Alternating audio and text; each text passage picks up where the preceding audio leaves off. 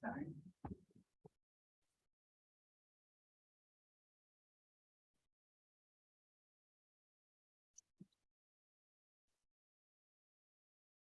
Good afternoon, welcome to the Department of Health Release of Cannabis Task Force meeting for August 29th. Louder, please. Hello? Louder. Okay, I will try to, is that better? Okay, Just a little bit better. You can also turn up the volume. I'm going to take member attendance of forum. Sorry, Palkovich. I see you. Joanne Fakiwuchi. Yep, I'm here.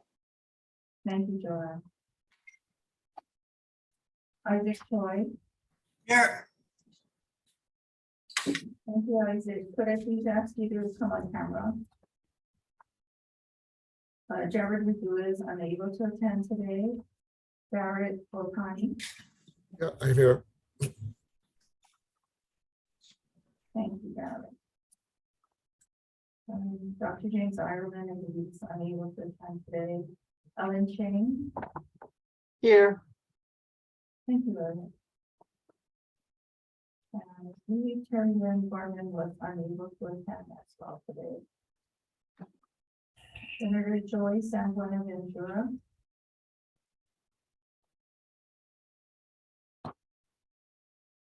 Okay. circle that. Representative Ryan Yamane. Here. Thank you. Randy Barnes.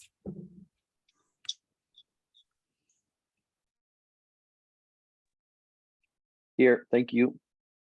Hi, Wendy, thank you. Wendy Gibson Viviani.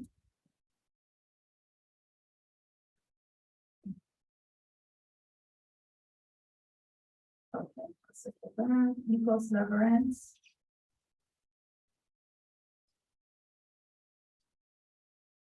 No further applicant. Garrett Howard. Here. Hi, Garrett. Okay. Circling back to Senators Joy San Buenaventura.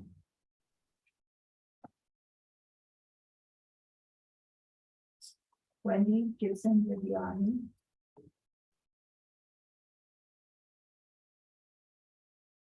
And Nicholas Leverance.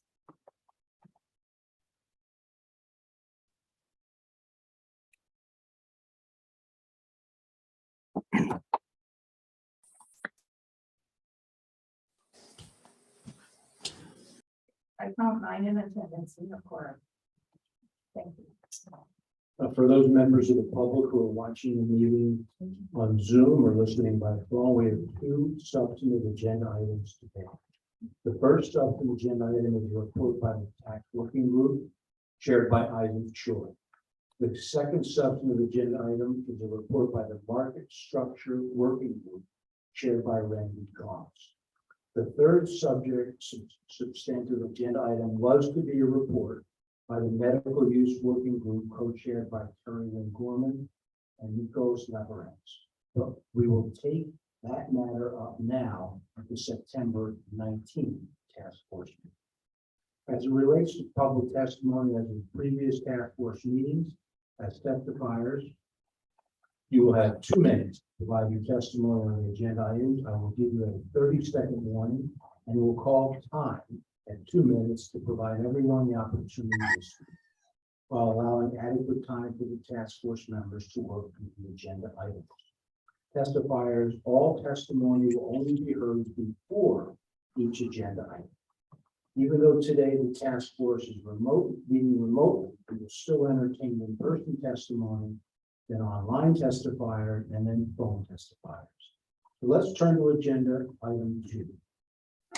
There are 2 people so far that have signed up to testify on agenda item 2. And to be clear, that means you will wish to testify about the upcoming report by the tax working group chaired by Isaac Choi. I did see that some of the written testimony relates to both of the areas in the agenda today. In that case, please limit your testimony to just the agenda item we are taking testimony on at the time. And so for now, that is agenda item 2, the tax working group. Jason, I apologize, I can't make out your last name. Finally, I'm not sure, but Jason, you are our first in-person testifier. Please. Yeah. And sir, again, I apologize. The name, the last name. Thank you so much. Over my hand.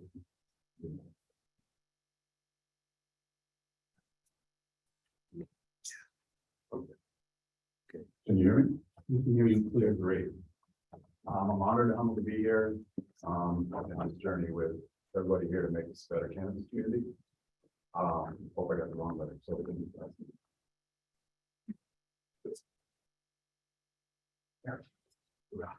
Sorry.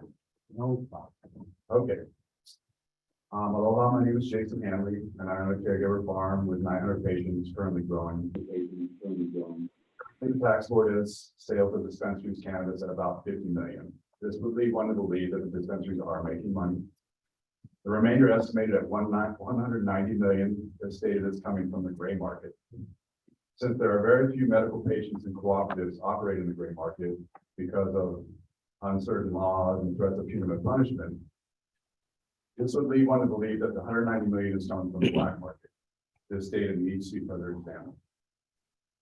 Questions like what effects did dispensaries being established have on creating a larger black market with 329 card applications on the rise and possibly reaching 50,000 patients by 2024, the increase in education and the positive effects of cannabis in the medical world.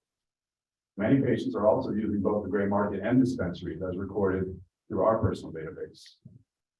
Hawaii introducing a monopolized cannabis market through dispensaries has put the patients of Hawaii in a quandary of choosing a side.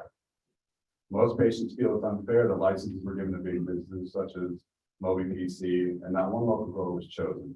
To add to the problem, the dispensaries are at the mercy of the multi-million-dollar investors And you have 30 seconds, Mr. Hamlin. from places such as Canada, resulting in no room to drop prices in dispensaries for medical folks. A review of the quality of the medicine coming from dispensaries also generally shows an inferior product to the customer. The tax board also related price hikes in dispensaries related to overregulation. To get a clear picture of this financial review, we would need to conduct a transparent to the public to show where these regulatory problems are as well. Lastly, if dispensaries made 50 million last year, then this would lead to believe that the cost of 480 an ounce bringing people to dispensaries. Mr. Hamlin, I'm going to ask you to wrap it up at this time. Okay, you got it. Thank you, and please help the patients who can't afford dispensary prices. These include the homeless, the sick, the elderly, and fixed income. Cooperatives support these people, with 45% of our patients on cooperative farms on fixed income. Okay, thank you, sir. I know you had to do that, but thank you. Task force member, questions for Mr. Hamlin? We might have some questions. Oh, sorry. Task force members, have any questions for Mr. Hamlin? Yes. Chair, I have a question. Yes, please proceed. Thank you. This is Isaac Choi, Department of Taxation. Jason, thank you very much for the tour. You comment that we have no comments on the regulation of the gray market. Do you have any suggestions on how we can regulate the gray and black market? Yeah, I can provide some suggestions. It might take a little while, but definitely the gray market, I think we're talking about medical patient-to-patient sales. The black market, definitely a lot of things we can do with the black market. The black market wants to come into the medical market, into the recreational market. They want to be great businessmen and provide great medicine. I think there's a lot of ways to look at taxation on medical cooperatives and getting the people that actually are in the black market to feed these medical cooperatives as well as 329 card patients. I think once you start really establishing this kind of stuff and these kind of laws and regulations that bring people out of the dark and want to be part of this growing community and this growing economy. I mean, that's why a lot of people don't go to these meetings, because they just don't trust what's going on and they really want, Jason, let me stop you here. Jason, do you think the black market is marijuana that's coming in from the mainland, or do you think it's just homegrown illegal marijuana or non-regulated marijuana? That's a better word. I would say you're probably at a 30% on island, probably 60% off island. That would be my guess. And the black market you're talking about, their main transportation mode is the US Post Office? I'm assuming I'm not a black market guy, but that's kind of been the go-to since I've ever known it. I mean, I couldn't answer that question for sure. I'm not a black market guy, so don't ask Jason, me questions. Chair, thank you very much. Thank you. Thanks. Any other questions, task force members for Mr. Hamlin? Seeing none, Mr. Hamlin, thanks so much. Thank you very much. We're now next is Mr. Robert Hayes. Thank you, Mr. Hayes. Hi, good afternoon. My name is Robert Hayes, and I am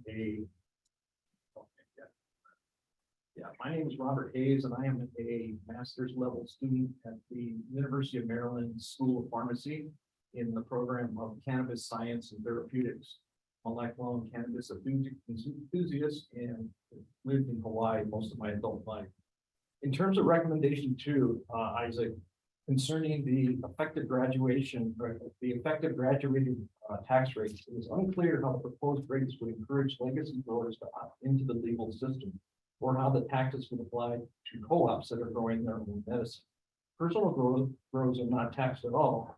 So why should medical patients who do not have the expertise or physical ability to grow be taxed if growing on a cooperative's property?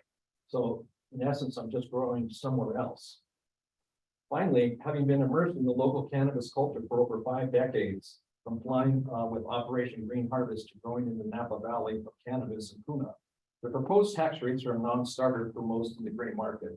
I suggest considering a dramatically lower tax structure and increasing tax rates more gradually than proposed. The committee may also want to offer a teaser rate, which is grandfathered for say the first 100 applicants.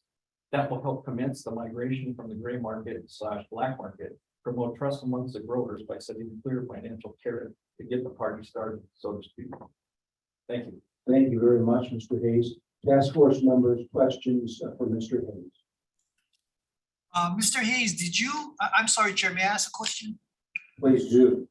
Mr. Hayes, did you send in written testimony? I'm having a hard time hearing you folks testify. So did you send in written testimony with your comments? I did not, but I have a copy of my testimony here that I could leave with the representative. If you could leave it with the clerk, and if the clerk could pass it on to me, I would really appreciate it. Thank you. Thank you, Chair. We'll make sure that that testimony goes to all the task force members. Okay, thanks, Mr. Hayes. Any other questions from Mr. Hayes? Hearing none, we're now ready to move on to any other in-person testifiers on this agenda. Now ready to move on to online testifiers. If anyone online would like to submit testimony on agenda 2, please raise your hand when I call your name. You'll be asked to unmute. Please go ahead and unmute yourself if you're comfortable. Please turn on your camera. And again, we will be asking you to limit it to 2 minutes. So,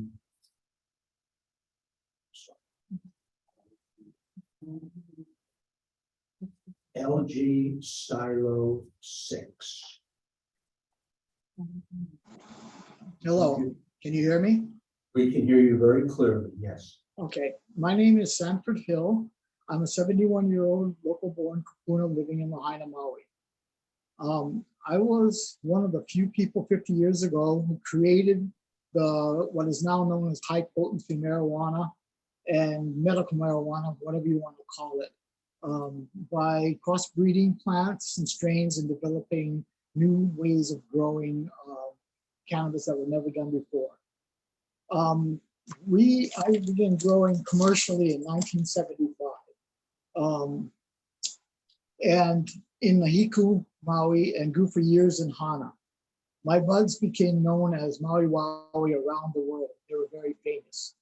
I stopped growing in 1980s because of government harassment and other reasons. But I documented all of my growing and techniques very well photographically and writtenly.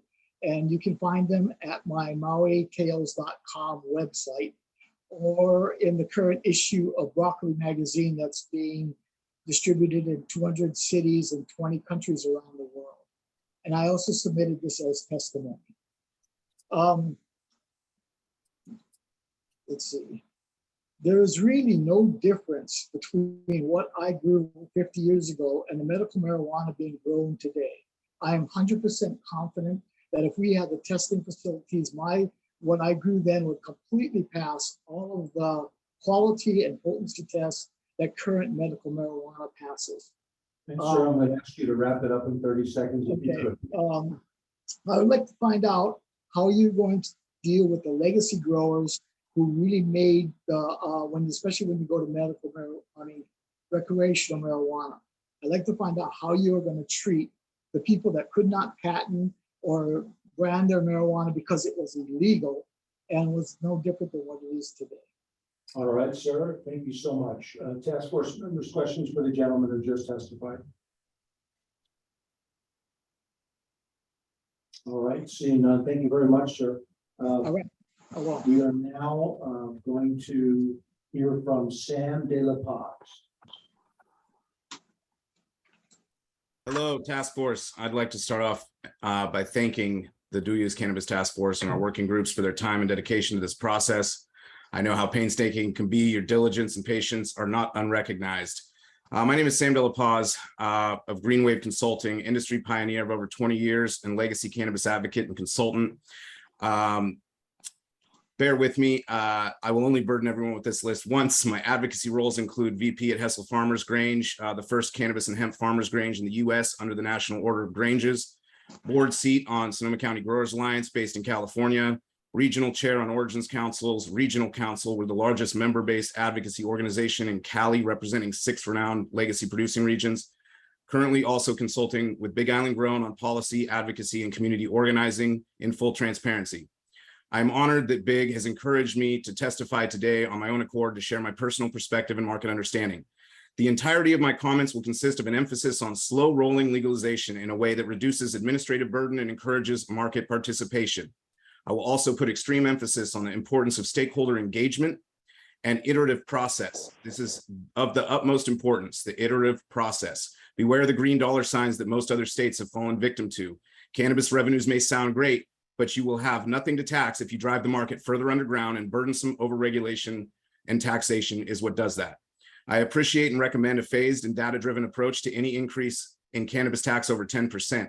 Keep an eye on federal legalization as well, please. A proposed 20% to 25% cannabis tax at the federal level will mount quickly. And that's 30 seconds, so you have 30 leverage. seconds to wrap it up, please. Thank you so much. All sales need to be treated and regulated equally and compliantly. Consider that the increase in revenue should come with the successful adult use marketing increased sales and not through a focus strictly on increasing tax percentage. An independent agency is likely the best approach for a sub-administrative arm to another agency.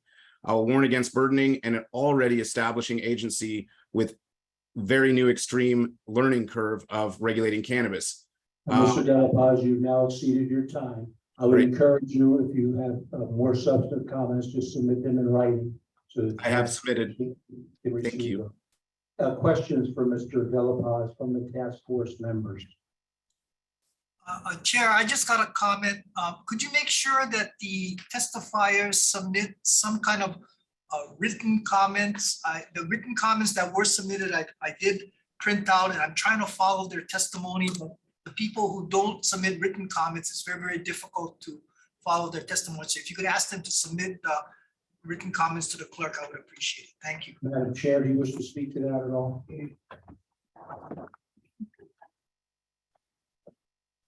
The request from task force member Choi is that those that testify also submit written testimony. Thank you for that, Member Toy. We do encourage and we request written testimony, however, we cannot require it, So but we do request it. Director Choi, we can't force it, but we strongly encourage it. Thank you, Chair. Any other questions for Mr. De La Paz from the task force? I've got a question. I guess my question is to Mr. De La Paz. What are your main supportive points of the report, and then what are your main dissenting points of the report? Yeah, I would say that, the tax percentage, proposed tax percentage, I agree with the phased approach, but I think there's more data-driven review necessary to exceed a 19 or get to a 19% level, especially because if you're discouraging market participation, then you're actually lowering the potential tax revenues that can be driven. So, oh, sorry. Okay. Somebody speaking. And then, sorry, the one other one I would say is just the importance of stakeholder participation and probably the recommendation of an independent agency, as we've seen many states backpedal by not creating an independent agency because they end up having so much regulatory burden on an already burdened agency. So those would be my two probably biggest concerns, as well as just finding the common ground between the different working groups around market expansion and licensing. You do not want to oversaturate. You do not want to, restrict too hard licensing. And I'll talk about that more on my comment in the marketing structure. Great, thank you, sir. Any other questions by the task force for Mr. Delapaz?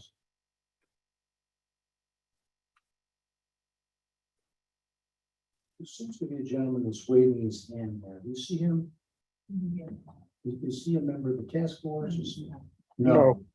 All right, so we'll get to you another time if you have testimony on either of these items, but right now I'm entertaining questions from the task force. I don't see any other questions from the task force. We'll now hear from Mr. Devon Ward. Mr. Ward. Hey, good afternoon, task force members. Devon Ward, Marijuana Policy Project, Senior Legislative Counsel there, and also Honolulu resident. Wanted to echo Mr. De La Paz's comments, applauding the task force. I know some of you all are government officials, some of you are just public service volunteers. And these recommendations are very robust and very thoughtful. And I'd want to, be among the first to commend you all for your effort in taking your role here on the task force seriously. Some of the highlights, there's been a lot of conversation about the proposed tax rate of a 9.5 effective tax in the first 2 years, which is the recommendation of the tax working group. If enacted, that would be among the lowest initial cannabis tax rates in the country. Even at a 19.5% tax in the outer years in year 5, as suggested by the tax department, would still put at a 19.5 effective tax rate, would be among the lowest in the nation. Even states like Washington State, that right now has an oversupply of cannabis taxes at a rate almost double of that. So did want to make the task force aware of that. I also wanted to applaud the tax working group for the recommendation that no new cannabis excise taxes be leveled on medical patients. I think that's a key recommendation. I think that it's one that should be applauded. And also the recommendations by the task force of a single regulatory body, and also reduced regulation on this industry. Throughout the task force's recommendations are the sentiment that this industry as it stands is currently heavily regulated, almost over-regulated, and is not being given a real chance to succeed. And so I did have one minor suggestion is at the top of recommendation 1, that the verbiage be 30 changed. seconds, Mr. Ward, 30 Sure. seconds, please. Thank you. The verbiage be changed to reflect that this regulatory and legal framework be developed to allow the state to compete in the intra and interstate market, not just against the gray market. Hawaii is going to be competing domestically and indeed internationally, and I think the regulatory framework should be developed with that in mind. Thank you for the opportunity to comment, and I'll hold the rest of my comments for the other agenda items. Thank you. Thanks very much, Mr. Ward. Task force members, questions for Mr. Ward? Yes, Chair. Mr. Ward, you said that Washington State has a higher tax structure. If you have a higher tax structure, wouldn't that just move consumers to go to the black market? Certainly. Having a higher tax rate, it disincentivizes folks transitioning from the legacy market.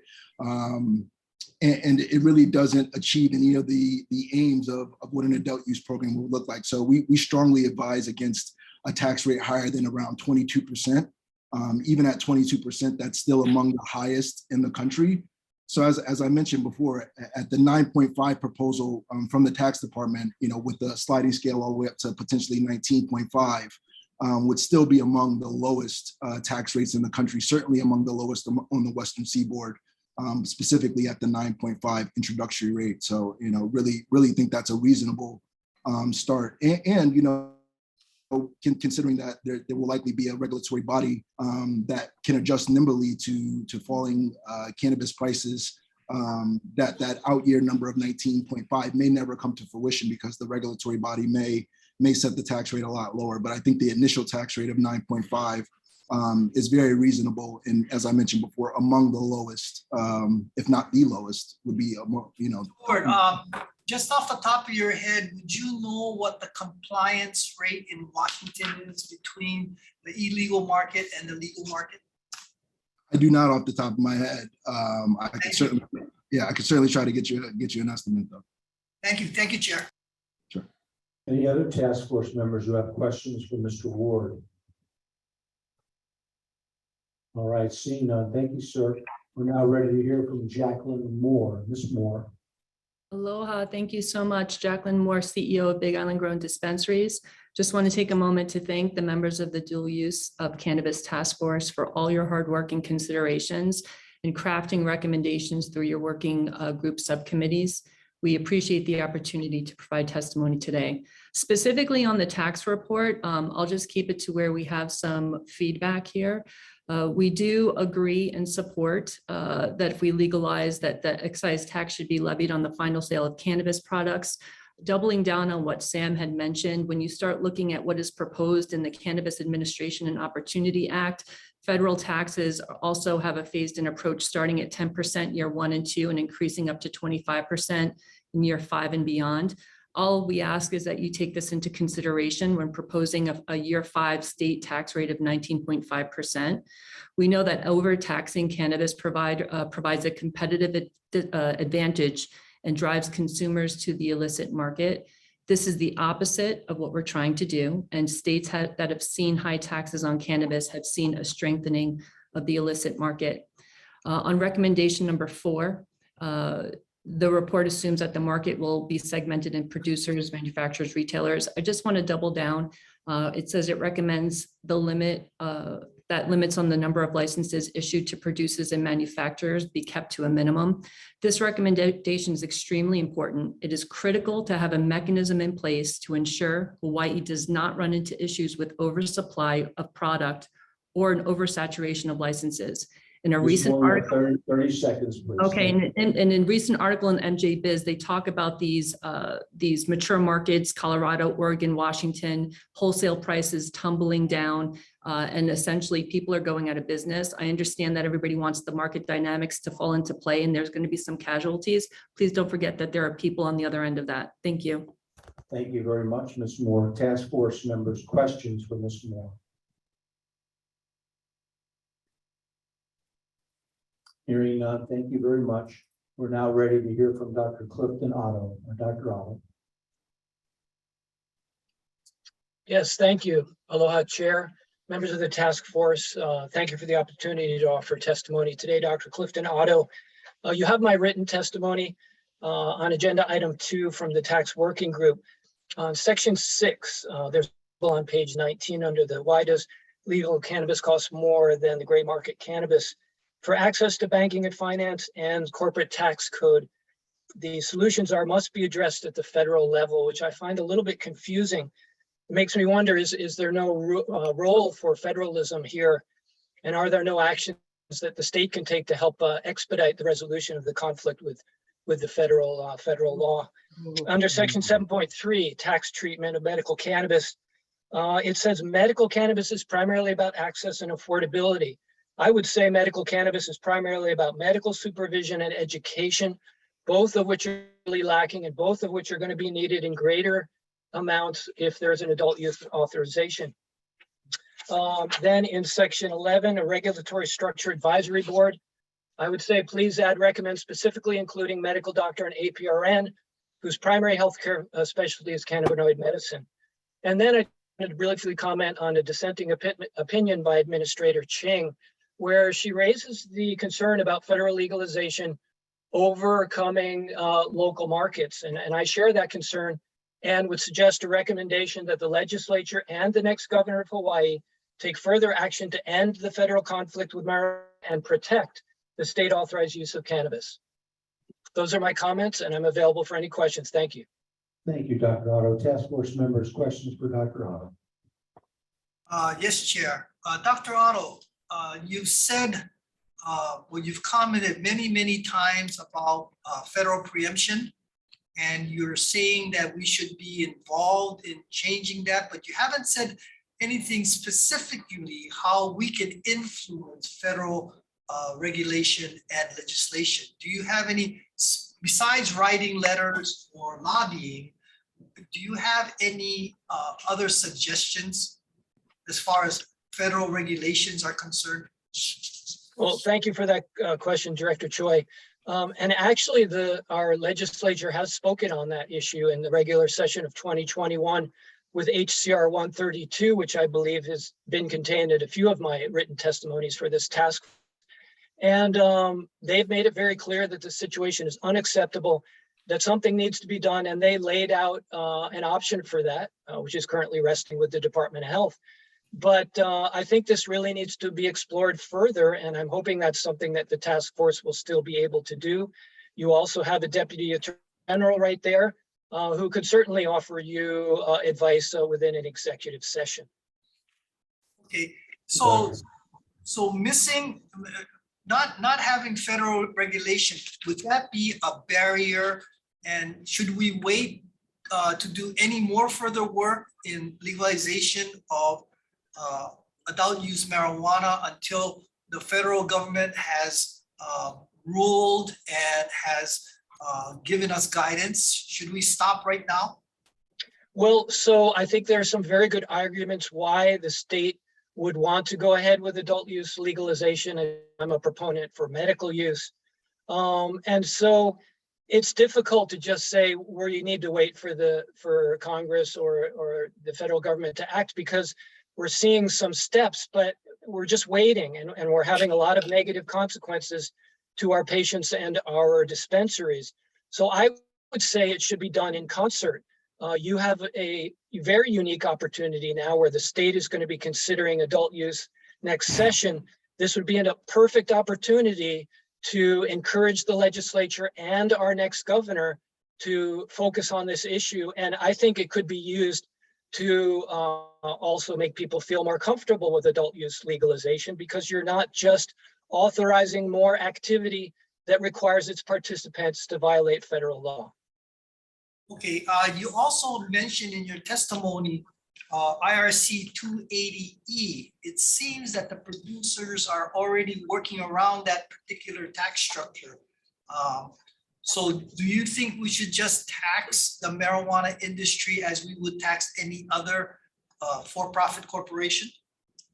Well, I understand that there are cost of goods workarounds for this, but you still have the fact that dispensaries interact with regular banking services. And I don't see why dispensaries should be treated any differently than any other legitimate organization. Why give them additional tax burden, which is partly being passed on to our patients and increasing the cost? So I would like to see it done away with altogether and allow the state to treat them as regular entities. Thank you, Dr. Otto. Thank you, Chair. Thank you both. Task force members, any other questions for Dr. Otto? Hearing none, we're going to go to our, what is at least right now, our final virtual testifier, which is Rob Bentz. Mr. Bentz.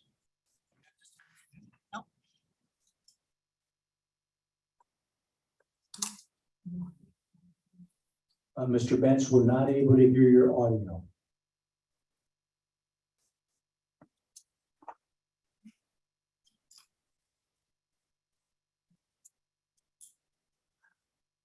Anything we can do technically to assist Mr. Bentz? No. Hi, can you hear me on the phone? We can hear you now, sir. Yes, please proceed. Hi, sorry, this is Rob Bent. Long time. I have a disability, random birth defect that caused a problem with my speech and my movement.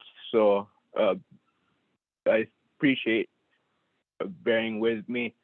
Yes, Mr. Bentz, we can hear you very I grew up clearly. here, You know that. and the Zoom hasn't been working too good for me. But as a patient that grows, I just really want to please ask you to keep the patient's rights to grow at least at what they are, at least hopefully expand them.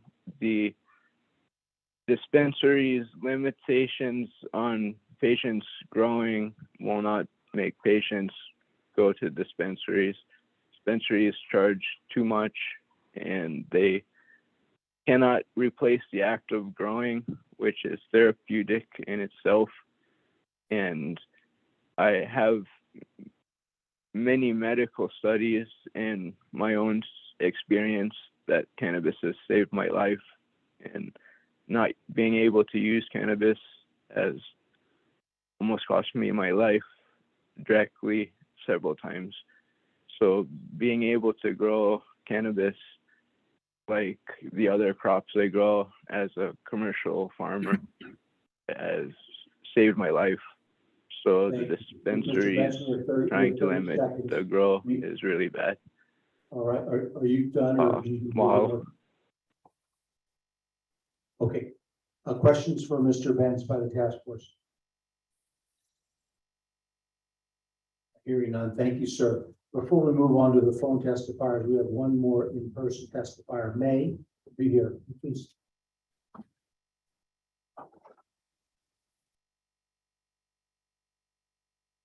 And again, this is on the tax working group. Yeah. Please proceed. Thank you. So first off, I want to thank the task force for creating these detailed and very thought out reports. They're really well done. I've been doing a lot of reflecting in my life, and I've been asking myself a very important question: why am I doing this? We know that we're having these meetings because of Act 169 was passed by the Dispensary Omnibus Bill. It's always been a goal of the dispensary owners to create legislation that legalizes cannabis as a way to increase profits for shareholders and then increase tax revenue for the state and increase the value to their license when they sell them. But this type of legislation will impact everyone in this state as well as our visitors.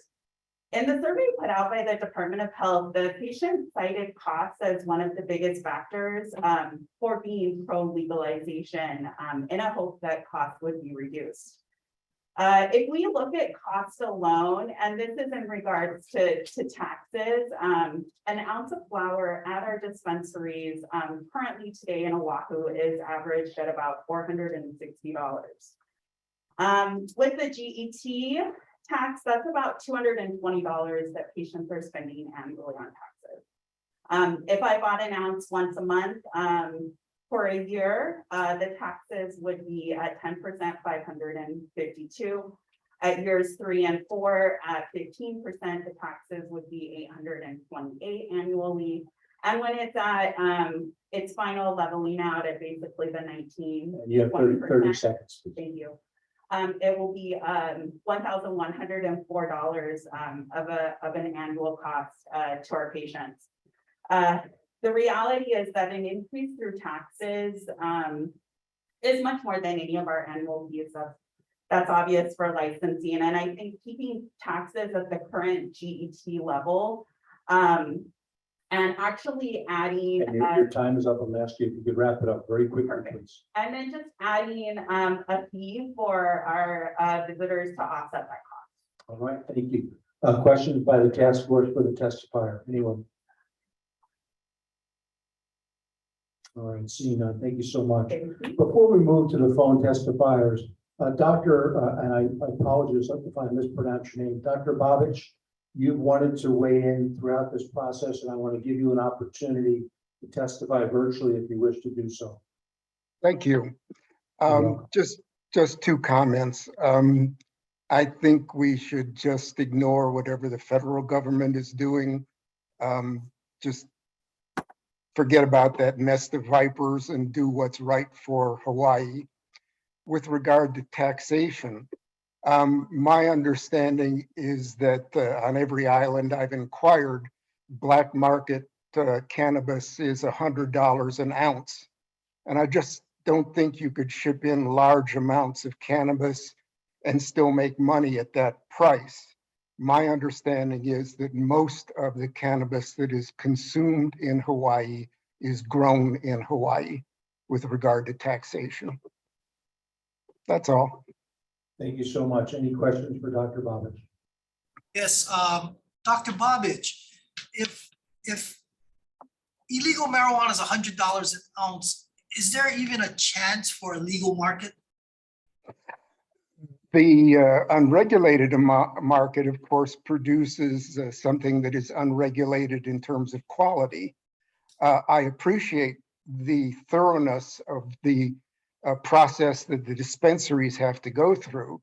And I think if you required the same levels of quality and purity of all of the cannabis that was sold in Hawaii, that would not be a bad thing to do. Dr. Babish, how would we ensure the quality of the illegal market? Well, that's something you can't do. I mean, obviously. Thank you. Thank you, Chair. Any other task force members who wish to ask a question of Dr. Hodge? All right. Right now, at least we have two more virtual testifiers. The next testifier is Mr. Joseph Rosenbaum. Mr. Rosenbaum. Yes, thank you. Good afternoon to the task force. My name is Joseph Rosenbaum. I'm an attorney here in Honolulu. I've been an attorney for about 13 years. I've represented numerous medical marijuana patients, medical marijuana doctors, medical marijuana caregivers, cooperatives. I'm very much integrated into the medical marijuana community. I just wanted to kind of piggyback off some of the comments I've already heard.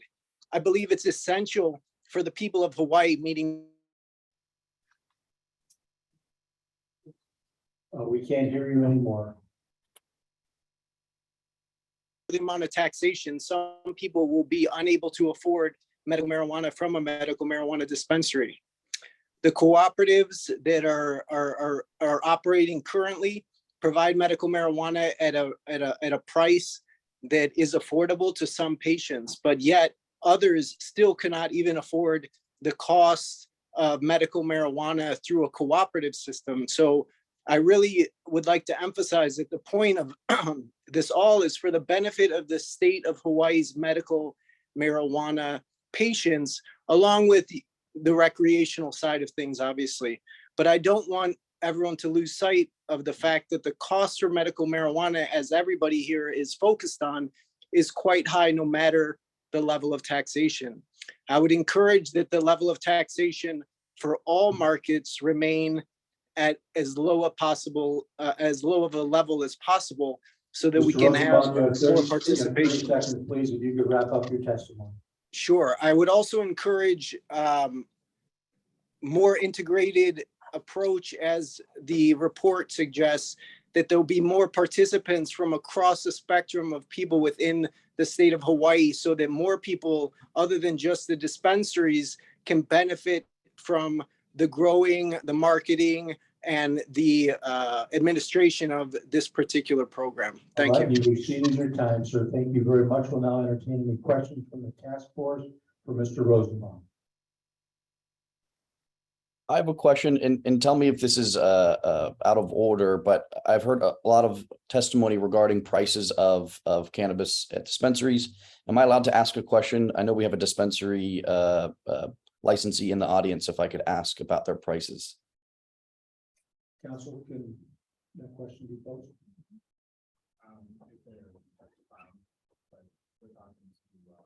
So you can ask that question of someone who's testifying. Right now, we're asking if you have any questions of Mr. Rosenbaum. Got it. Mr. Rosenbaum, do you know what the current prices are at the dispensary that is close to you? I was just on the Big Island, and I saw that the ounces of marijuana went for around $320. On Oahu, I have not been recently, so I don't want to speak on that. But obviously, the amount that's in the report for the gray market or for the black market is significantly less. And I would say that the actual numbers are even lower than what the report says, based on information that I have through my clients, essentially. All right, thank you. Any other task force members have questions for Mr. Rosenbaum? Mr. Rosenbaum, what percentage do you think is the regulatory and tax cost of marijuana on a given price point, at a given price point? What percentage is over it? So I basically, I want to know how much is regulation and taxes baked into the price? I am not, how much of the price of an ounce of marijuana at the dispensary is the tax portion, is what you're asking? And regulatory overhead. I have no idea. I have no idea. You'd have to ask the dispensary people. Okay, thank you. Any other task force questions for Mr. Rosenbaum? All right, seeing none, we're now ready to hear from Alex Wong. Alex Wong. Aloha, my name is Alex Wong. Mahalo for this opportunity to speak. My main point is who is going to bear the burden of these taxes when we talk about the legal adult market. I do not like using the term recreational. I think it's irresponsible to use that term when we talk about legalization and the legal market.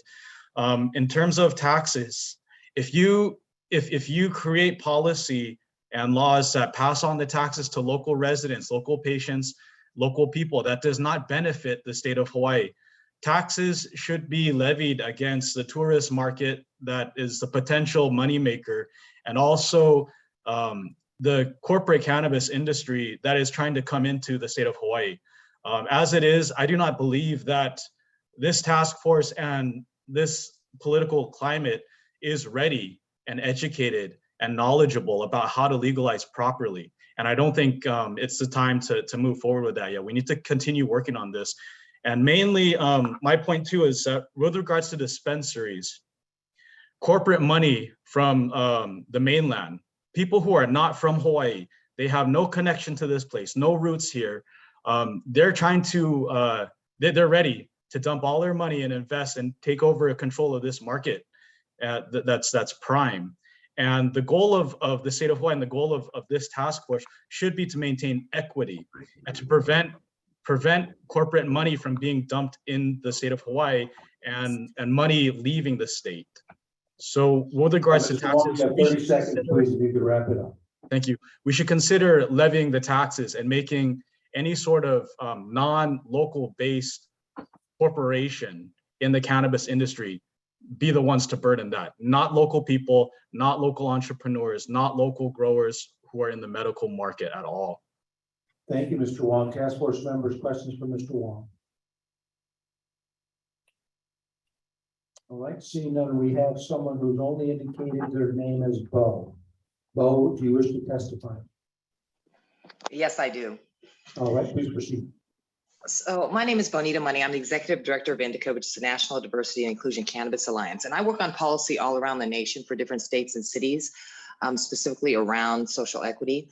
So to piggyback off what Mr. Wong said, I agree with basically having a different tax for your true medical patients and really levying this tax towards definitely tourists.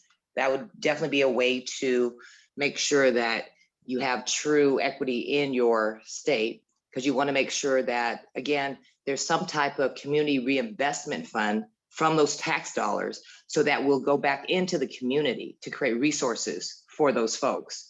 And then also make sure that there's priority licensing for folks that come from Hawaii. But, and again, to the MSOs, which are multi-state operators, those are the big cannabis operators that are worth 300, 400 million that are trying to take over every state that they can. You want to make sure that they're not coming in and monopolizing your market. And so these things you really have to look at. And I think there needs to be a broader study done so that you're looking at what happened to other states. And if you want to eliminate the legacy growers, that illegal market, you're going to have to make sure that the taxation makes sense. Because in LA, I can tell you, folks just aren't making money, and it's just fueling our underground market. So we want to make sure that these things are looked at so that you can have a flourishing market and really take care of your native. 30 seconds, Bo, if you could wrap it up, please. Absolutely. So again, we just want to make sure that this taxation is really looked at in a fair way. And so that also we have a community reinvestment fund to bring those tax dollars into those communities and make sure that medical market is still flourishing and those medical patients are able to get their medicine. Thank you. Thank you so much. Task force members, any questions for Bo? I've got a question. Please proceed. Hi, Bo. Good to see you again. My question is in regard to levying a tax that kind of bears the brunt more on the tourism industry. This is something Hawaii has grappled with for a long time. We butt up against the Dormant Commerce Clause, which is a constitutional issue that we often get told that we can't burden a tourist with a tax on top of or different than anyone else. But has there been any other states, say Nevada, that has a great tourist industry and attracts a lot of tourists that also have a recreational cannabis space, that have done any innovative things that can work around some of these constitutional issues that kind of can levy either a fee or tax of some sort on visitors that come to a state and participate in their market? You know, Nevada has not done that. And Nevada's kind of, it's a very unique market in itself. So, and you're absolutely right as far as, you know, dealing with the legal issues, because I mean, folks love to jump on that immediately, saying that it's not fair and whatnot. So I get that, but I think there might be a workaround if we really, you know, kind of put our heads together. But I think that, you know, something needs to be done in a way that if someone is a true medical patient, that, you know, they have a different tax. I mean, is that something that can be done? Because that's done here. I know we do that here. Yeah, the tax pig does recommend a different tax structure for medical patients. And as we'll get to another report later, the medical use permitted interaction group also opines on the tax for medical individuals. Got it. Right. Okay, well, yeah. So this is something that, you know, let me do some research and let's see if we can find a workaround for that. Great. Thank Thank you. you. Any other Thanks. questions, task force members, Kubo? All right, I know, Rob Benz, Mr. Benz, you're asking to testify again. I'm not going to allow that because of our time constraints, but I want to encourage you to submit anything in writing that you wish to add at this time. We do have one additional in-person testifier, Brian Goldstein. Mr. Goldstein. Hello, my name is Brian Goldstein. I am the license holder for NOAA, the founder and license holder for NOAA Botanicals. We're one of 3 licensed operators here in Oahu. Significant amount of today's testimony displays a basic misunderstanding of how dispensaries work. We're described as big business. I am far from it. I raised 70% of the capital from Hawaii investors. And we have yet to make any kind of investor distributions. We've invested over $15 million in this market and have yet to see any return on investment. It's not because of poor operations. It's because of the regulatory overhead. There was a question earlier about what percentage of that regulatory overhead adds, and we did that study, and it's over 30%. When you look at all the requirements from a security, all the things that these cooperatives don't have to do, which is 24/7 video monitoring, seed to sale tracking, unannounced visits by our regulators, who we deeply appreciate. With respect to Hawaii prices are actually quite competitive with most mainland markets and significantly lower than the most restrictive mainland markets like Maryland, Pennsylvania. And you have 30 seconds, sir. And you cannot tax people based on their domicile, but you can tax on their use. So the way you do that, it's very simple. Every market on the mainland's done this, but Nevada is you tax recreational substantially higher than medical. And that tax differential is what pushes people to get their medical cards. Thank you. Any questions by the task force for Brian Goldstein? Mr. Brian, did you say 30% was your regulatory and overhead costs? You're kind of muffled, so can you speak clearly, please? Over 30%. It represents of the, so, you know, when people talk about taxes, it's very simple. Who pays the taxes? It's the customers. It's all passed on. The regulatory overhead is paid by the patients. That's the way it works. I mean, for a business, we need to make money. Okay, thank you. 30% seems really low to me. That's why. So thank you. At least 30%. Any other questions for Mr. Goldstein? Thank you, sir. And it looks like our virtual testifiers just keep adding. We have one more. Brent, are you prepared to testify now? Yes, I am, Judge. Please proceed. Thank you very much for your time. Thank you, members of the task force. I think we would all have a very different perspective of these task forces that we've had over the past 10 or 15 years if we just learn to realize our relationship with cannabis starts with our endocannabinoid system. It's part of all of us. And the reason for that is this 10,000-year-old relationship we have with this plant. When we talk about the economics of cannabis, what we're really saying is, how can we make money from this plant in a way that does the least amount of harm? And all of the systems have already been set up. We already have the economics working in our rural areas, right, where you get the medicine from. And I'd just like to kind of help everyone understand that we've been through all of this before multiple times. And you can't just, paint lipstick on it and make it look nice. What's happening are multi-state operators who are not declaring their financial disclosure are talking to you from a regulator's perspective with no other goal than to bring shareholder revenue back into their investment team. So I hope you guys can sort it out. I think I'm with Alex. I'm not sure that you guys are ready. I'm not sure that you really understand what's going on here. We're not under threat of our dispensary system being bought by multi-state operators. That already happened. That's over. That's all of those deals have been done. Wrap up, Brent, please. Yeah, that's all I need to say. Thank you very much for your time. And all you have to do, if you're curious about how to make a decision, a PONO decision, is put yourself in the position of being a patient in a bed trying to access cannabis instead of morphine. Thank you, Brent. Task force members, questions for Brent? All right, seeing none, that does exhaust our virtual testifiers. Do we have any phone testifiers before I read the instructions for that? I want to check and see if we have it. No phone testifiers, all right. So Madam Chair, we're now ready to take up agenda item 2, a report by the tax working group chaired by Isaac Choi. Task force members, just a gentle reminder that under the sunshine law. Mr. Chair, are you able to hear me? You are extremely muddy. I am a phone test. Task force members, a gentle reminder that under the sunshine laws, today you can only listen.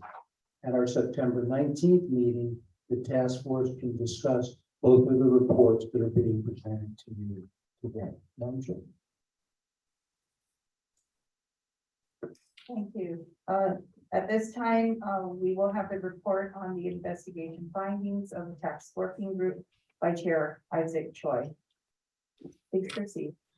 Thank you, Chair. Thank you for allowing me to work on this very important part of potentially legalizing marijuana in our state. I want to thank the members of my tax working group, Mrs. Ellen Ching, Mr. Garrett Hallidyer, Mr. Randy Gantz. I also want to thank the tax department staff, Dr. Seth Colby, and my administrative assistant, Mrs. Linda Camarao. You worked very, very diligently on this particular report, and we're quite proud of the final product. I will not be reading the entire report to you, but we'll just be sharing some highlights of the report. I'd like to caution you, the report's conclusions and recommendations stands for itself. The report's recommendation was approved by the Permitted Action Group. We also have 2 dissenting opinions on 2 recommendations, which was also included in the report. I'll be asking the dissenting members to present their dissent after my presentation. I also have here Dr. Colby to answer any technical or procedural questions about this report. I'll also have him available in the next meeting if no questions or answers are going to be asked at this time. And Dr. Choi, yeah, just to clarify, no questions are permitted today. So those will be at the September 19th meeting. Super. I'll have him available for that meeting. Just highlights of our report. The entire cannabis market currently is estimated to be about $240 million per year. Of the $240 million in sales, 21% or $50 million are legal sales. The major reason people purchase marijuana on the illegal market is price. The reason the legal market for marijuana is so expensive is because of the regulatory burden and the tax requirements.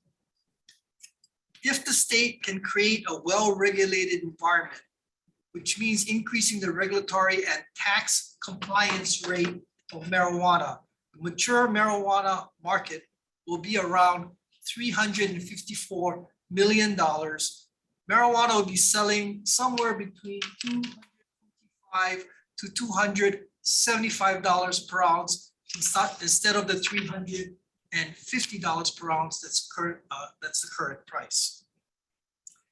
The tax working group came out with 5 recommendations. The first one, if you want the marijuana business to grow, you should not subject the industry to burdensome regulation and taxes. The illegal market must be eliminated or at least contained, and the state should provide for a well-functioning regulated market. With a well-regulated market, the natural market forces will thrive. Recommendation number 2, the government should tax marijuana. The tax should be anywhere between 4.5% and 15%, and to remain competitive with other states. We should phase in the tax as to promote the growth of the industry. Recommendation number 3, medical marijuana should be taxed at a level that does not prevent patients from obtaining this medicine. The report proposes a medical marijuana tax trigger mechanism based on the pricing of the marijuana in a well-regulated, mature market. Recommendation number 4, the report recommends the number of licensed producers and manufacturers be kept to a minimum. In this way, small producers as well as large producers can participate. By having a good mix, it would encourage smaller players to become legal, minimize price differentials between the medical market and recreational market, promote competition, and help enforcement. And finally, our last recommendation, the report recommends a strong, independent cannabis industry agency. And of course, the report just recommends who should be on that particular board to, well, I'm sorry, the report recommends a advisory board to advise the agency. And we also go forward to say who we think should be on this particular advisory board. So first, right now, I would like to yield my time for the 2 dissenting opinions. First, Mrs. Ellen Ching. Hi, Ellen Ching for the record. I'm a member of the Dual Use Cannabis Task Force Tax Permitted Interaction Group. In brief, my dissent is regarding the independent agency. I think that ideally an independent agency overall would be great. However, I'm concerned about how fast this would be able to be created. And I believe that there is some urgency because of movement on the federal side. And once that federal legislation is passed, I am concerned that this would open up Hawaii to more interstate commerce. And so I would like to, my dissenting opinion is on having one, taking the time and the money to have one independent agency and look at using what some of the other states do, use the already existing liquor commission and that whole process and procedure and bodies and agencies. Okay, thank you, Mrs. Ching. Second, Mr. Randy Gotts. Yes, thank you. So yeah, my dissent really comes on the tax piece, and this is a great conversation that we had, and I really appreciate the tax department's work on this. Each state, as we heard, it has different taxes on their prices for medical and recreational. And my comments really just go to if the main goal is to compete with the illicit and black market that doesn't have the regulatory burden or tax structure, that we keep that tax low so that there can be that competition. So that when there's more actual business in the light, we're able to capture a lot more of that tax. And if it goes back into the illicit space, we won't be able to actually capture those tax dollars. So that's just my main dissenting piece on it. But I appreciate the phased approach. I think it's appropriate to help jumpstart the industry. And again, you guys did a really wonderful job, and you did your due diligence. I appreciate you. Thank you, Mr. Glanz. Does any of the other PIG members or any PIG member would like to add any additional comments at this time or remarks? Garrett, you're the only person that didn't speak yet. You must say something. Oh, I fully support. That was African size. Yeah, I love that. Chair, thank you. That's our report. And thank you for allowing us to work on this particular subject. Thank you, Dr. Choi and members. And again, just a reminder that at our next meeting on September 19th, all the members will be able to ask Dr. Choi and the other members of this committee any questions or make comments on that report. So we're now turned to agenda item 3. And in terms of in-person testifiers, so far we have 3 that have signed up who would like to testify on agenda item 3. To be clear, that means you wish to testify about the upcoming report of the market structure working group chaired by Randy Gons. First person I have signed up is Amy Nielsen. Thank you, Ms. Nielsen. Good afternoon to the committee. My name is Amy Nielsen. I am a medical cannabis researcher. I am also a doctoral student in medical cannabis, and I am a medical cannabis patient myself. I am very vested in the discussions that we're having here, and specifically in market structure here, where I would really like to make sure that we are separating our adult use and our medical patients. It's really, really important that we do that. As a matter of fact, today on Instagram, the very first thing that I woke up to this morning was our medical cannabis, Hawaii medical cannabis industry, the Hawaii cannabis industry Instagram is saying that their medical patients are allowed to get medical advice from the dispensary employees. That's already specifically written against in our current law. So we need to make sure that we are really separating these two groups, and that those that are medical patients are really treated as medical patients, and adult use is separate as a different entity. And those are my comments about the structure. Thank you, Ms. Nielsen. Task force members, questions for Ms. Nielsen? Hearing none, thank you very much. The next in-person testifier is Robert Hayes. Mr. Hayes.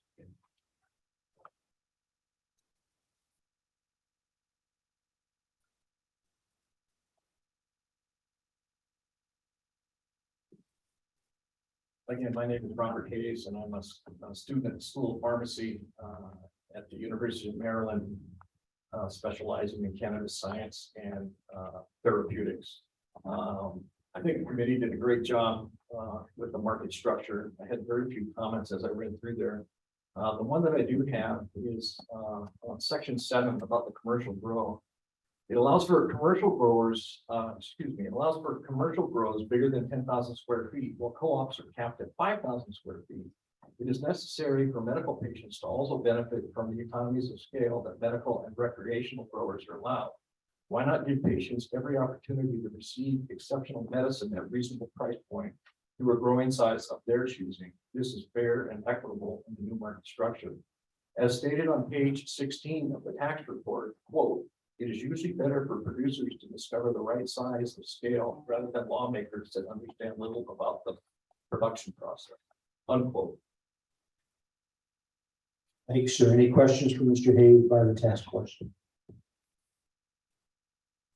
Hearing none, thank you. And then the final person who's indicated they wish to testify in person is May. We have my own honorable. May.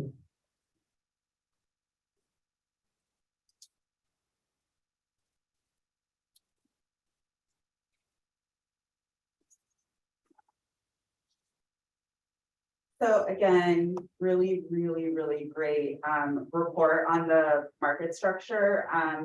I just had a couple of comments. I think it was section 2 on the B, and that was with the different types of licenses. So manufacturing, distribution, delivery, that they can all be stackable and that can be unlimited. There was language that it could be limited in the future, but I think that can uphold kind of the current monopoly and create even more opportunities for MSOs, for multi-state operators. And also only allowing retail owners to have consumption sites. I think that is something that should be looked at. I think that it should be a potential add-on for cultivation, and I think it should also be a standalone license. What we've seen in other states is typically delivery and consumption sites are reserved for for equity licensing because of the level of entry in. And this could also be a really great opportunity when it comes to tourism, like farm to table type businesses that are going to be popping up. And you have 30 seconds. Okay, so just kind of those were my two main thoughts on market structure. Thank you. Thank you. Any questions for me? Task force members? Hearing none. Thanks so much. We're now ready to move to virtual testifiers. And we have a Jacqueline Moore. Ms. Moore, are you prepared to testify? I am. Thank you so much. So Big Island Grown agrees with the requirements for licensing that would essentially ensure the integrity of the market and the businesses. We also agree with additional or alternate methods of managing the number of market participants and supply of cannabis by providing the governing body authority to adjust license requirements such as fees. And so this is the second working group to recommend data-driven market study to determine the appropriate amount of licenses. I actually want to take a moment to kind of set the record straight, because throughout this process, just listening to the mischaracterization and disparagement of the licensees, I want to be very clear about who Big Island Grown is and what we represent. We are a craft grower. We have 5,000 square feet of flower canopy. And right now, consistently over the course, I'd say, of the last 9 months, we provide 25% or greater of the total cannabis weight across all product categories sold in the dispensary system. We're doing this on Big Island with the most vibrant home grow communities and sophisticated home medicine makers anywhere in the state. And we're doing this because we provide high grade at an accessible and attainable price. So for the record, we regularly sell Pacololo premium Pacololo ounce specials for $199 unlimited. In addition to that, our signature strain Kimbo Kush, which regularly tests over 30%, just sold last weekend, 3-day special, $220 ounces. So Ms. Moore, you have 30 seconds, please. I just want to acknowledge the Big Island Grown team who kills it and crushes it every day to produce the best cannabis for any patients anywhere seen in the state. Thank you very much. Thank you. Task force members, questions for Ms. Moore? Seeing none, our next virtual testifier is indicated as LG Stylo 6.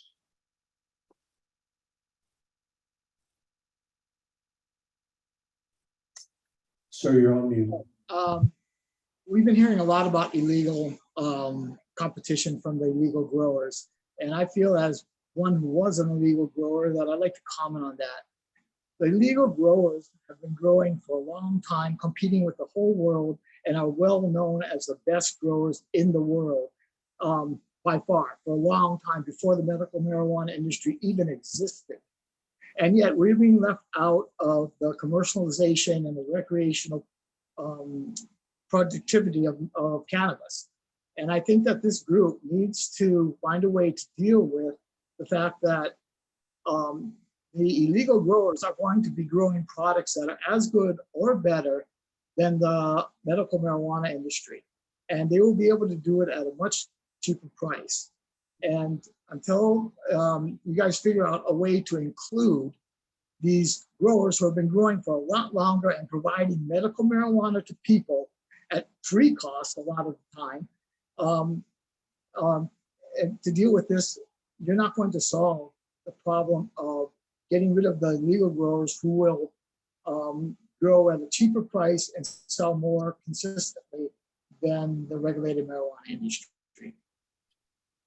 Thank you very much. Questions for the gentleman, task force members, any questions? I got a question. If you're an illegal grower, how do you know your product is as good as the dispensary with all its testing and all that stuff? We should be able to bring our product to those same testers and have them test it. Let them decide. We know we don't use pesticides. We know what we grow is so organic that it cannot possibly turn up stuff that's going to trigger any kind of quality issues. We're not stupid. Wait. If you take on the overhead of testing and everything, wouldn't your product just be priced the same as a dispensary product? I think that the testing should be done in batches so that you're not testing every single thing that's grown. If everybody's growing, what we grow is grown consistently and is consistently in the same way, then if you test some, the rest of it's going to turn out the same. This is not. When you take medicine, don't you think every medicine that you take should be tested properly so you get the proper dosage and everything, not just in batches? The doses are obviously the doses are, and I'm a medical marijuana user. The doses that I get from the cannabis industry vary a lot. I mean, I don't think there is a consistency in the how it affects you medically because every person is different. The fact is that people have been using this for a long time medically. Okay, but when I went to the dispensary, when I saw the signs, the labeling on the product, some products had like 66% THC content and another product had 70%. That's a 4% difference and the pricing was different. Right. So how could you just test in batches and say that it would be consistent or for consistent use? I guess I'm losing something here. When you're talking about that small of a difference, the difference medically is going to be almost negligible. You know, you're talking about a small amount of difference, and that is made up already by the difference in people. But the price is different. Okay, you can test it, and I'm sure that if you tested the marijuana that we grow against the cannabis grow, our potency would be as good, if not better, than what the medical industry grows. Now, when you're talking about small amounts of differences in individual plants, that is something that is adding a lot of cost, and you're going to not be able to compete with the people who grow illegally who don't have to test every single bud they grow. Thank you. That's exactly what I wanted to hear. Thank you, Chair. Any other questions of this gentleman by the task force? Hearing none, we're ready to hear from Dr. Clifton Otto. Dr. Otto. Thank you. Dr. Clifton Otto, with comments on agenda item 3, report from the Market Structure Working Group. I just had a few very brief comments. Section B, licensing, proposed licensing scheme, but business licensing, page 14, subsection 4, for testing. It says testing facilities should be licensed in accordance with current licensing requirements. You know, I think that the task force and the legislature has an opportunity to revisit our current testing program and potentially overhaul some of the ways that it's being conducted, because I think there are some deficiencies, namely that we need a gold standard methodology at the Department of Health State Lab. Testing requirements need to be appropriate for an agricultural product. We need standardized methodology and round robin testing between labs, and any resolving difficulties with inter-island sample transport needs to be resolved. In section D, for overseeing authority, I was very happy to see the recommendation of an advisory board.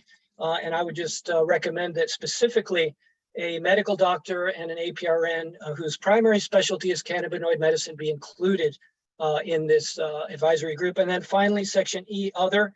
I was very happy to see at least the heading of marijuana as a federal Schedule 1, decrim, deschedule legalization. And I'll look forward to those recommendations in the social equity group report. Thank you. Those are my comments. I'm available for any questions. Thank you, Dr. Otto. Task Force members, questions for Dr. Otto based on what he just shared? Yes, Dr. Otto, thank you for coming again. I have a question for you. Should marijuana be tested as a food substance or a pharmaceutical? So thanks, Director Choi. I think that really depends on its use and the markets that it's intended for. So, and the testing should reflect that, keeping in mind that cannabis is an agricultural product. And before there were any licenses issued, I went to the Department of Health State Lab Director and proposed what are called surrogate tests, which are very basic, simple to perform tests that can capture most of potential contaminants. And if those are picked up, then more advanced testing can be conducted. So I think as an agricultural product, cannabis is currently over-tested, and that's creating a lot of costs, regulatory costs for the dispensaries. I think there could be certain things like a state medical cannabis certification that would simplify testing requirements and provide a way for at least dispensaries to produce a product that could meet a state organic cannabis certification. So, and I hope that answered your question, but No, it really Dr. depends. I'm a little confused. So if medical marijuana is a medicine, shouldn't it be tested as much as aspirin? Well, so, you know, we call it medical cannabis, even though there isn't a formal definition of cannabis. This is a material that the state has authorized for medical use under its sovereign authority. And it's being subjected to tests that have been adopted from other states. But this is not a pharmaceutical product. This is not a product that you would call an FDA-approved drug product that's available in our pharmacies. So you have to really look at whether it's appropriate to test it as a pharmaceutical product, because it's not. It's an agricultural product.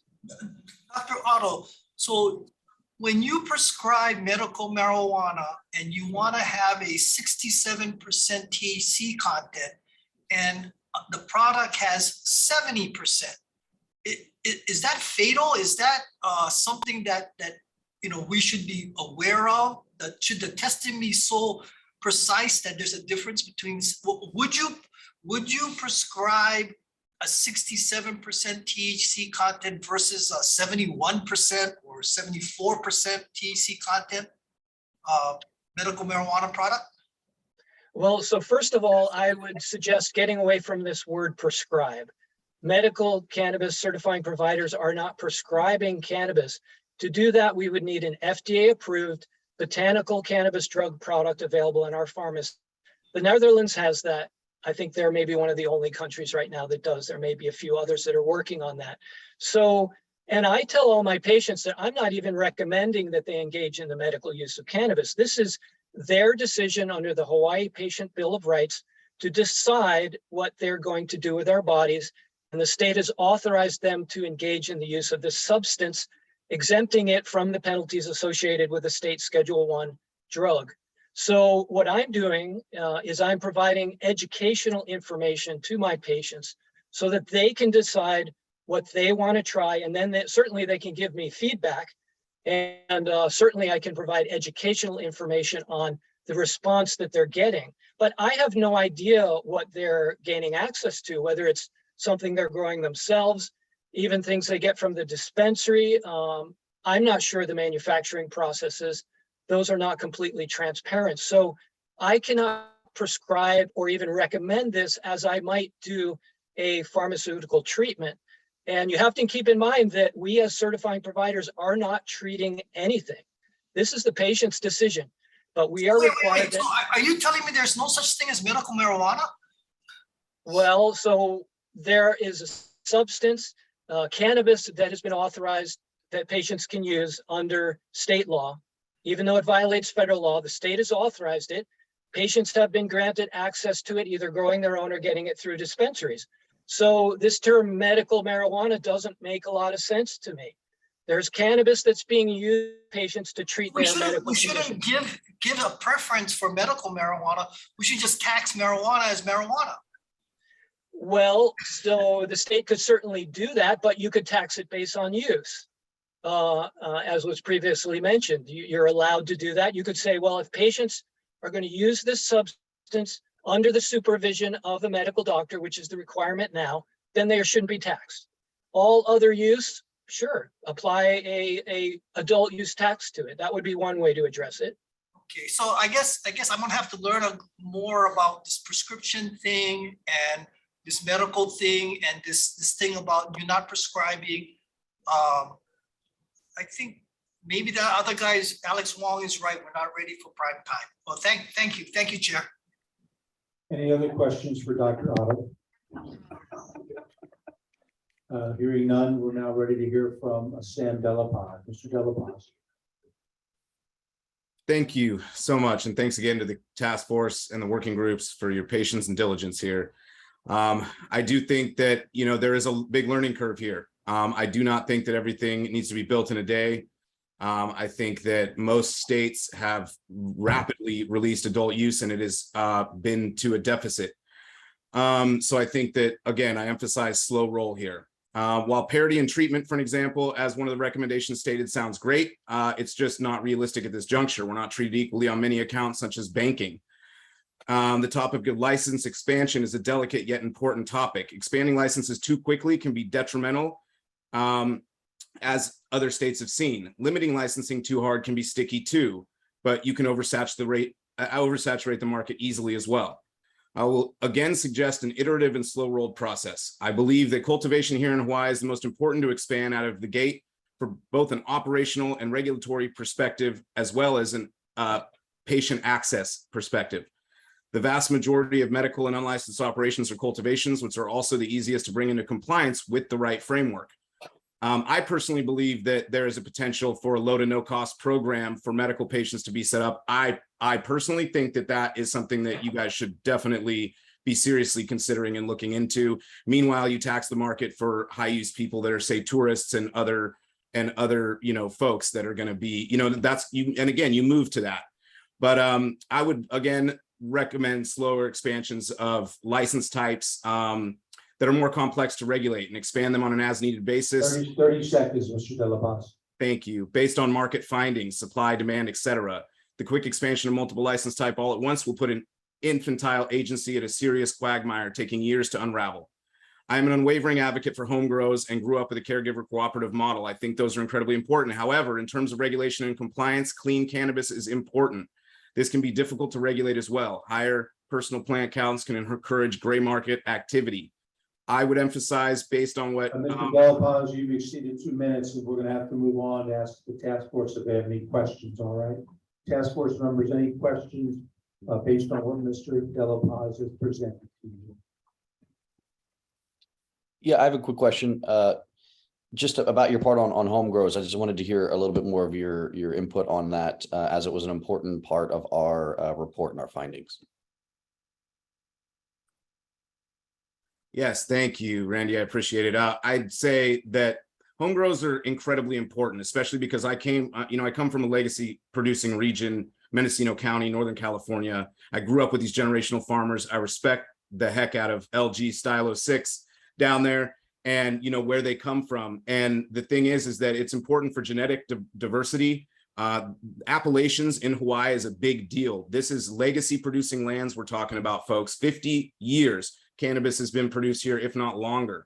So it's very important to bring the legacy of this into the fold in a very intentional manner. And I think home grows are important, but I think that if you just allow them, off leash, then you're going to have gray market activity through the roof. That's my concern. And I personally think. Wish to say something? Sorry.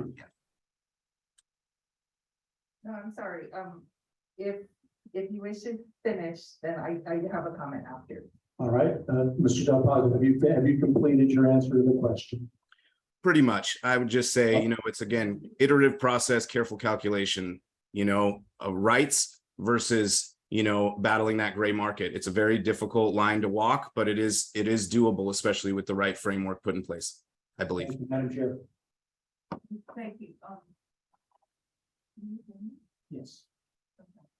I just wanted to inform task force, that we are, at time right now and we're down. I can't hear you.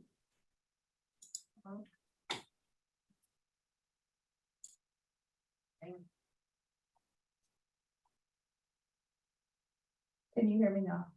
Okay. I just wanted to inform the task force that we are at time now and we have lost one task force member, so we only have 8 people on. We're going to continue the meeting, but if we lose any more task force members, we will no longer have quorum, so we're going to have to end the meeting at that time. Thank you. So with that understanding, any other questions for Mr. Delapage from the task force? I just wanted to follow up on the home grow piece. Again, as a pivotal part of our market structure report, something that I know from my seat as an industry representative, we heavily support home grow. Want to keep that in any law that comes forth. But kind of settling on that number was an interesting conversation to have when discussing on how legal we want cannabis to be to ensure that it doesn't impact people's lives if they have it on their property or in their house. So we did settle on a number, and given that number, do you see any issue with the number? Is it too high? Is it too low? What's your comment on kind of what we have put in place for home grow? Thank you. Yeah, I personally think that 20 is on the higher side of things. I think 12 is the average. 6 in California, from a personal perspective, not experimenting with breeding or genetics, has been sufficient. But again, I think it's very important to consider things like plant maturity. Now, someone who is breeding may want to have more vegetative plants, and someone who is just strictly producing for themselves. I think 12 plants is plenty for a year's worth of cannabis. But that's neither here nor there. That's based on plant size, and also somewhere like Hawaii, you can potentially get multiple runs per year off of those same number of plants. So these are important things to consider. But again, I'm also a very diligent advocate for human rights of plant medicine as well. Absolutely. I appreciate that. We really tried to reflect that in this report. And then lastly, regarding the Appalachia model, we did some heavy research on this side. There wasn't enough time to really dive into as much as we would like, but we did make some recommendations regarding what Hawaii has in place around making sure something comes from Hawaii. But is there anything out there currently in California or others that are trying to build up this Appalachia style with some rules and regulations, or either some language that we could maybe have a launching off point when this conversation comes to head? Absolutely. Thank you, Randy. I'm glad you asked that question. Yes, the Origins Council that I sit on the regional council of, and I also am fulfilling a 10-hour scope of work per week for helping them with communications and fundraising development, is the leader in California, working with the CDFA, the California Department of Food and Agriculture, to establish in Appalachians the CAP program. So please, if you have any questions, we're working with Richard Mendelson, who is a leading expert and helped develop appellations for wine in Napa and Sonoma counties, et cetera, et cetera. So yes, absolutely. We have plenty of expertise at the table when you need that. Great. Thank you. Thank you. Task force members, again, I want to remind you of what Madam Chair shared, which is that we only have 8 of you left. If we lose one of you, the meeting ends. So please keep that in mind. We are now ready to hear virtually from Mr. Devon Ward. Mr. Ward. Yeah, thank you again, Devon Ward, Marijuana Policy Project, Senior Legislative Counsel there. I'll be brief. Just wanted to champion the recommendation of a single independent regulatory body. Would strongly suggest that those efforts encompass medical adult use in hemp-derived products, as we're continuing to see upticks in Delta 8 products across the country. Also want to applaud the recommendations of the inclusion of a delivery and on-site consumption license. Would share the concerns of Ms. Poe, who mentioned that the tying of the on-site consumption license to a retail license could prove to be problematic, and would caution the task force to examine that. Also support the recommendation on numerical limits on how many licenses of a particular license type might be acquired by one particular entity. That's a restriction that's in place in a number of markets, and certainly has prevented monopolization. And I do want to just briefly comment on the discussion of folks from the continent coming and restrictions related to outside folks getting engaged in the industry. There just last week, there was an opinion out of the first Court of Appeals, First Circuit Court of Appeals, which encompasses Maine, Vermont, and Puerto Rico, that specifically struck down their residency requirement in the Maine adult use program. And so many folks have spoke to the dormant commerce. 30 seconds, Mr. Ward, 30 seconds. Dormant commerce clause and the issue of interstate commerce and preventing folks from outside of the state from being involved in this industry. It is largely looking like legally that is prohibited. And so wanted to caution the task force about that new ruling as well. Thank you for the time. Thank you, sir. Any questions, task force members for Mr. Ward? Recognizing that we still have not heard yet from Mr. Gantz on the report of the market structure. Hearing no questions. Mr. Rob Benson, and sir, if I could ask you to please unmute your phone when you testify, that would be helpful.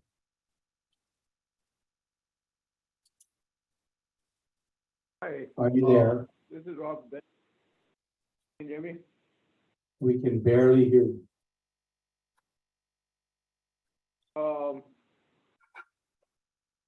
Hey, can you hear me now? We can, yes, please proceed.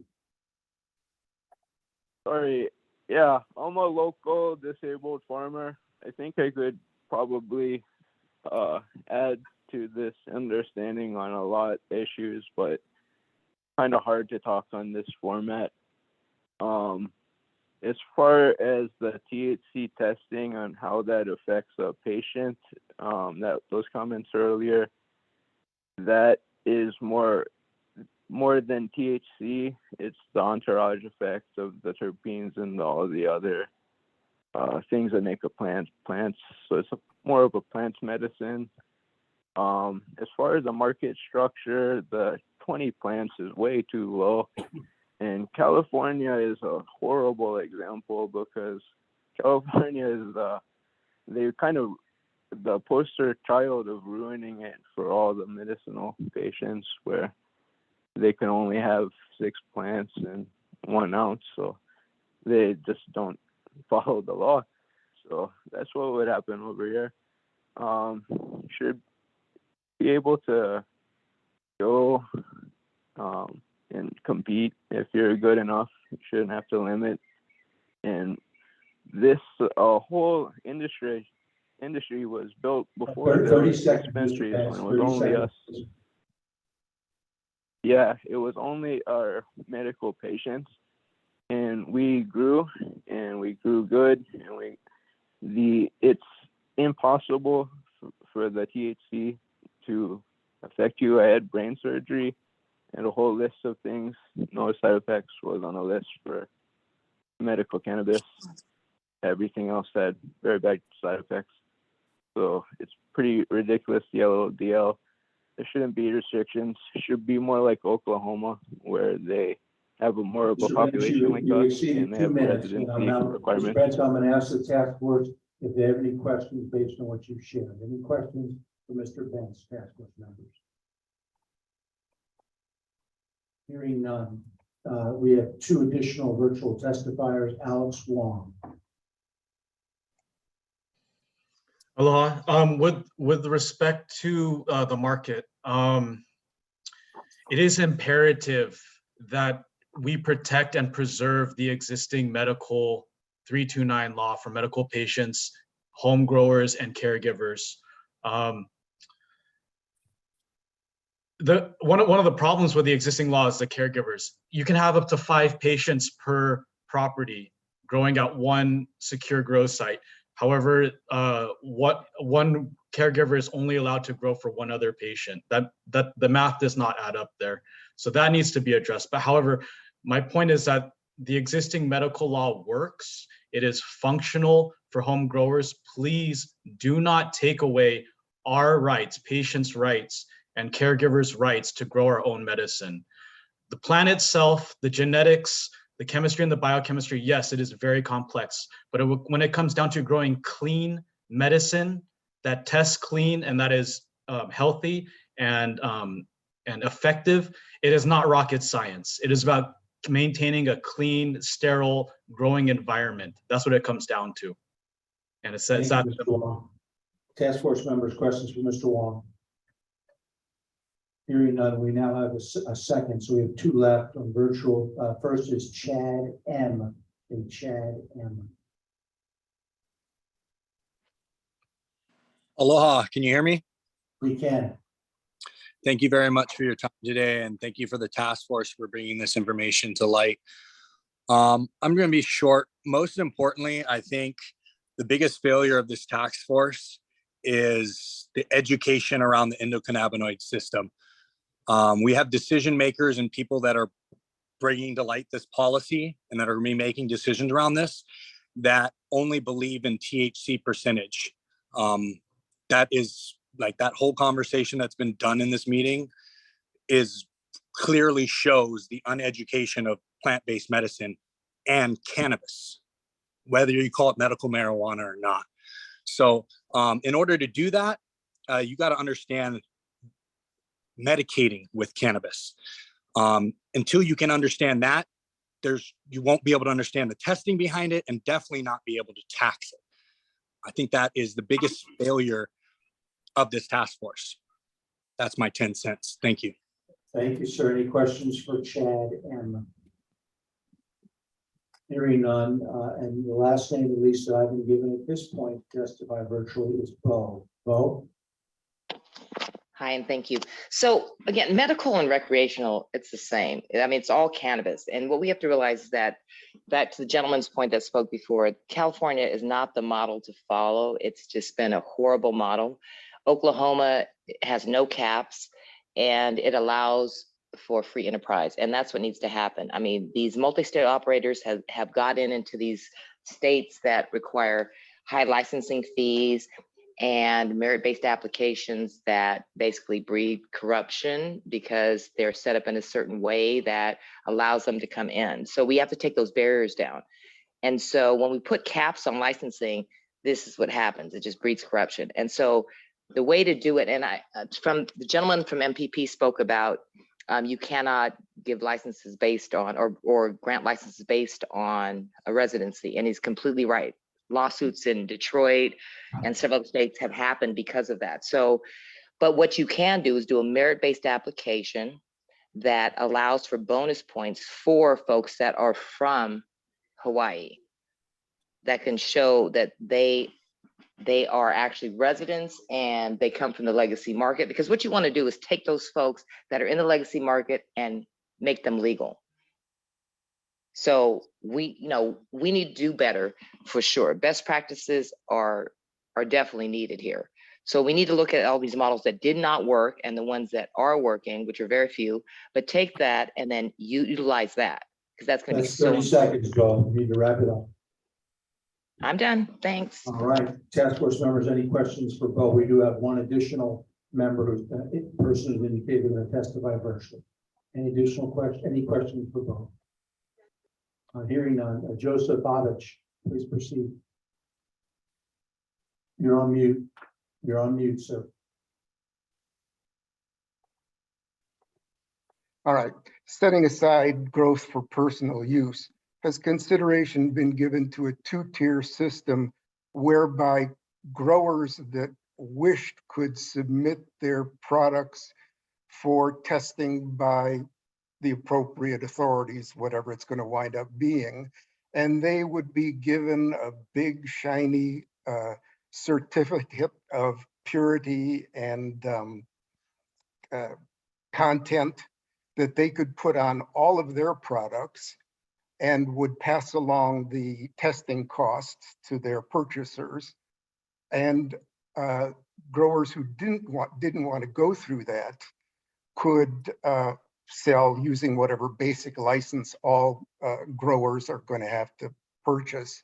But they would have to put on their products a big sticker that would say, this material has not been tested for purity and content. And then, you know, put on something horrible like this product may contain viruses, bacteria, fecal matter, you know, whatever, to sort of discourage people from purchasing those materials, and would favor purchasing materials that have gone through the rigorous testing that now applies. Any consideration been given to that? So we're now ready to move on to the report, but before we do that, does anybody wish to respond to Mr. Bobich? I'm happy to give a brief comment. Currently in Hawaii, anyone is allowed to test their cannabis product. Our labs here in the state do offer testing to anyone who grows their cannabis, regardless of where it comes from. What we're seeing is not the illicit market or the gray market areas are not taking that advantage to test their product and compete with those who are testing their product. I know that it's a cost burden there, but something that we hope and we encourage all potential cannabis growers that want to sell their product is to have verified tests. Thank you, Mr. Gons. Madam Chair, we're now ready to take up agenda item 3, which is a report by the Market Structure Working Group chaired by Randy Gons. Thank you. So now we will have the report on the investigation findings, the Market Structure Working Group. And again, just a reminder, you can only listen to the report at our September 19 meeting. Task force members can discuss the report. Mr. Gons. Thank you so much. I first wanted to congratulate our task force permitted interaction group for completing this report and making a really robust and fantastic experience working with you all. We had DCCA, we had DBED really step up to the plate. Dory and Joanne really got into the nuts and bolts and the details and took this as a project that they wanted to learn and be educated on. So I really applaud them for doing their due diligence and then bringing their expertise to the table. It was really, really helpful to have a DCCA and DBED perspective on this task force. And then to Garrett Holiday is going to be doing our presentation today. He's been a backbone of a lot of these permitted interaction groups in this task force. Really, really well knowledgeable. He helps keep me organized and put all this together. So again, I appreciate everyone for their work on this. And a lot of the concerns that were raised will be addressed here in this market structure report. And this is our recommendations for the full task force to uptake at a later point and to help refine, which is an ongoing discussion continuing forward. So please, task force members, pay close attention in the areas that we need to discuss and come to a compromise on. Let's do that at the next meetings. So without further ado, I will hand this over to Garrett. Thank you, Randy. And definitely a second shout out to both Dory from DBED and Joanne from DCCA. They did a tremendous amount of work on both researching what other states are doing, helping us formulate kind of these predictions or projections going forward, as well as bringing their own regulatory experience with them that I think can be seen throughout a large part of this report. I am presenting, and you can see my screen, Michelle? Yes, we can. Okay. I'm presenting on behalf of the Market Structure Permitted Interaction Group, the Act 169-2021 Dual Use Cannabis Task Force. Kind of taking the lead from the tax group. We won't be, reading the entire report, but kind of going over some of the key points and recommendations. The rest of it can be found in the report itself. I did want to take a little bit of time specifically at the beginning to recap some of the objectives that informed how we approached each of the system of recommendations as a whole. Starting with, we were trying to create a license structure that brings in kind of every part of the market to give to both meet like the federal requirements of a well-regulated market, but to also give kind of the best opportunity for Hawaii's industry to grow and for people to participate in it. We are going to defer to kind of the medical use permitted interaction group in regards of how to bring in the different parts of the medical program into it, but we did try to incorporate some parts of it, including both home grow and cooperatives, as we have heard that those are some of the most close to people's hearts parts of this project. In particular, we're looking at a licensing structure that includes opportunities for local business owners, facilitates their innovation and industry growth, that minimizes some of the issues we've seen in other states about there being too much cannabis, dramatically falling prices, even though, as we noted in the tax pig permitted interaction group, that prices are going to fall. How can we kind of begin to manage that process a little bit so that we don't have too much overinvestment that will never be able to kind of pay themselves back from that initial influx. Hoping to design some sort of financing structure for the independent regulatory authority and making sure that kind of all of these goals are in the preparation for the creation of a market rather than continued regulation of a particular product. And are kind of our, as Ellen mentioned earlier as well, we know that federal something is coming down the pipeline, and we want to make sure that Hawaii's regulatory scheme is up and running before that happens. This being kind of our operating motto, if something's worth doing, it's worth doing right. Our first consideration was which like overall sort of structure we were going to incorporate. We evaluated both vertical and horizontal systems. You'll see kind of pros and cons of those in the report. What was most persuasive to us is that no adult use system in the country right now actually requires vertical integration, and some actually ban it. Learning both from Hawaii's own experience and some of the costs of vertical integration for the businesses themselves, as well as some of the costs for the patients, trying to move away from that, but also allowing an opportunity for the current market participants to transition into our system or the new system is going to be very important. We also, as we talked about the different licenses, we're trying to create a system. Notice that all of these licenses are for the plant touching elements of any particular cannabis market. There will certainly be businesses floating all around this part that may or may not, that won't actually be plant touching and should not in that sense be regulated in the same way that plant touching businesses should. As some of the commenters said earlier, this is not an exhaustive list of businesses. There's definitely other plant touching businesses that the regulatory authority should be able to create regulations for going forward. And these sorts of licenses should be able to be stacked so that you can have like the option of some level of vertical integration within your company without requiring that anyone be vertically integrated at any point. As I said, the goal of this is to be a system, so any particular part can certainly be tweaked in any of a variety of directions, but because it's trying to foster a like growing independent market, as opposed to here are some very specific things that we should try and then see what happens, it should be viewed as that kind of system. An important part of that is flexibility in how the independent regulatory agency can regulate all the different pieces of the licenses. One of the most significant concerns we saw from evaluating other states that have been raised by the commenters today is how to protect Hawaii's local growers, how to invite in the legacy market, and how to at least mitigate the impact of multi-state operators in Hawaii. Kind of our envisioning of how to do that is to prioritize smaller licenses and give them advantages over larger license structures, especially on the cultivation side.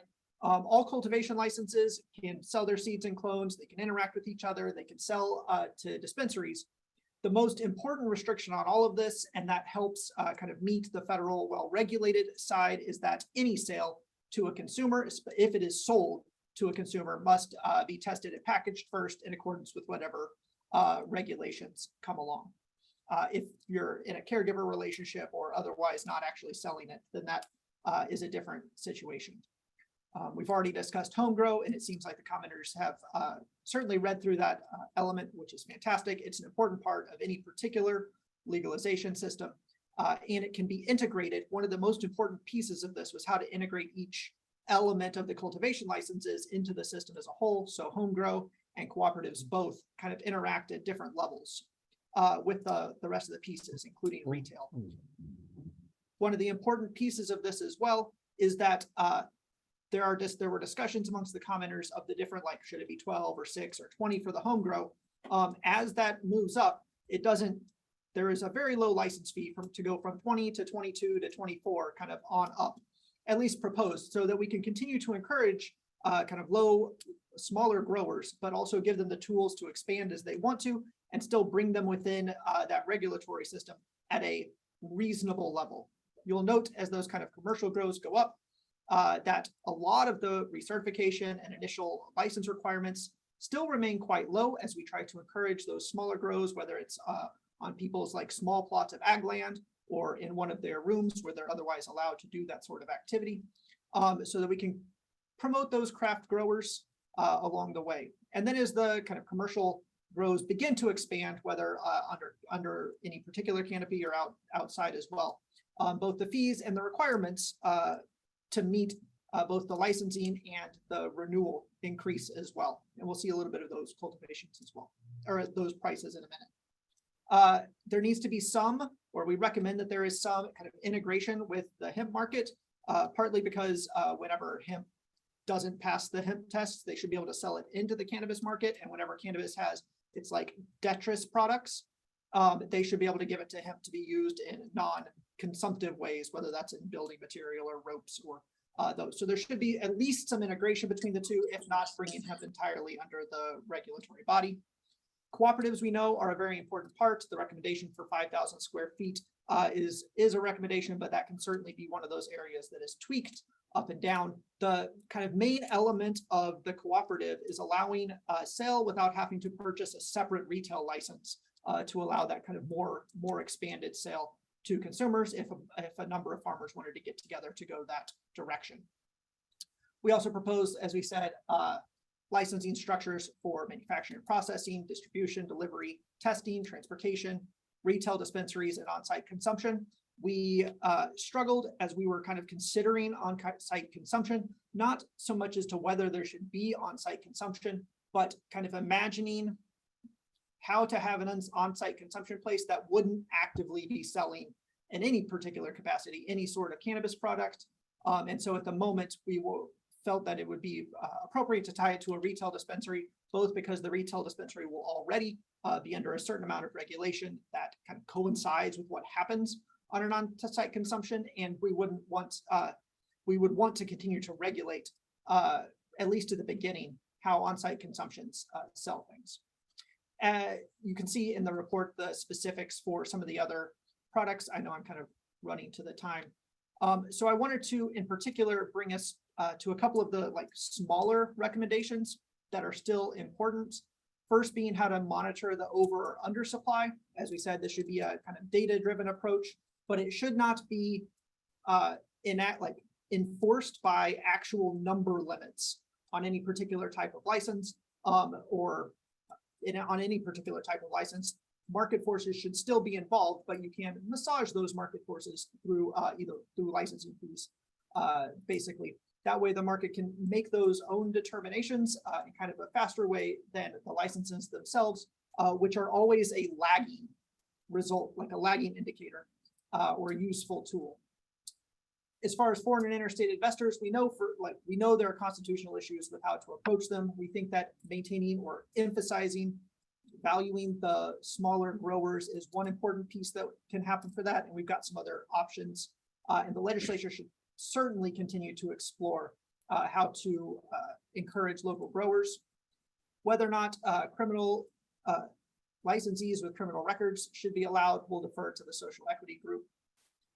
We had a big discussion kind of with DBED and DCCA members about how or whether there should be financial integrity requirements for licensees, much as there is now, or for like contractor licensees. And we think that whereas there should be some, so that we can promote strong, stable businesses in the industry, again, those requirements should scale by the size and type of license. so that we can encourage a stable industry going forward. Same thing for the pre-licensed site inspection requirements. Kind of one of our animating thoughts overall is that to the extent that we are trying to create a market or create an industry rather than regulate a particular product, there are a lot of lessons that we can learn from how we regulate alcohol. And at the very least, it should not be kind of more regulated than that. We're regulating the modalities of how it's presented, of how it's created, but not necessarily the element itself. And that goes into how the sites should be licensed. The final piece to kind of think about in our recommendation, and kind of echoing the tax committee as well, is that we should have some sort of central overseeing authority. It should not be placed within any current regulatory structure, partly because of the, like I said, uphill learning costs of that structure, as well as the speed with which it will need to be set up. One of the concerns we have, one of the concerns we chiefly have, and that's on the next slide, there we are, is that the transition period between when cannabis is legalized and when the board can be set up, and then when it can actually start issuing regulations and implementing them, will be like a fair bit of time. So trying to find, or at least create, processes to operate during that transition, whether that's setting up the board early with some emergency funding so that it can kind of run while it waits for the rest to be set up, or placing it internally within some other organization to get it up and running is going to be important. Either way, we do recommend a smaller independent board that can make the decisions, supported by a much larger advisory board that can ensure that all of the different stakeholders have a voice, whether that's government agencies, Department of Public Safety, medical representatives, industry representatives, etc. Finally, we did want to address the labeling requirements. We know that patents, copyrights, and federal trademarks right now are all under the federal law and are currently restricted in various ways, but there are things that we can and should encourage at the state level to begin to make inroads into those protections of Hawaii's genetics, and then add to them over time as things become a little bit softer at the federal level. And I guess we'll take questions next time. Thank you. Right, thank you very much. Chair Gons, do you have any closing remarks before Madam Chair ends the meeting?